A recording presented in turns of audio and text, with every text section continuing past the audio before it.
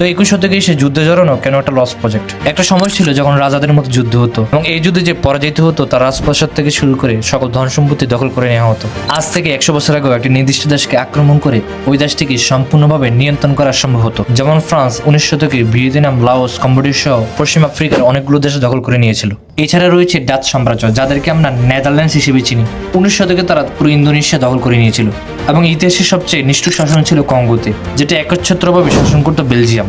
Italy দখল করে নিয়েছিল লিবিয়া, সোমালিয়াকে এবং জার্মানি দখল করে নিয়েছিল নামিবিয়া, তানজানিয়াকে। তাছাড়া পৃথিবীর সবচেয়ে বড় উপনিবেশ শক্তি ছিল ব্রিটিশ সাম্রাজ্য, যারা তৎকালীন ভারতবর্ষ সহ মিয়ানমার, মিশর, নাইজেরিয়া, দক্ষিণ আফ্রিকা দখল করে নিয়েছিল। কিন্তু 21 শতকের চিত্র একদমই ভিন্ন। তো বর্তমানে দেশগুলো একটি আরেকটির সাথে ইন্টারকানেক্টেড, সেটা চিকিৎসা থেকে শুরু করে ব্যবসা, বাণিজ্য, অর্থনীতি সবকিছুতে। আপনি যখন ওই নির্দিষ্ট দেশটিকে হামলা করবেন তখন ওই দেশের সাথে আপনার সম্পূর্ণ কানেকশন বন্ধ হয়ে যাবে। যদি আপনার ওই দেশটির সাথে আমদানি রপ্তানির ক্ষেত্রে বড় সম্পর্ক থাকে তাহলে সেটা আপনার বার্ষিক রিজার্ভকে একদম ধ্বংস করে দেবে।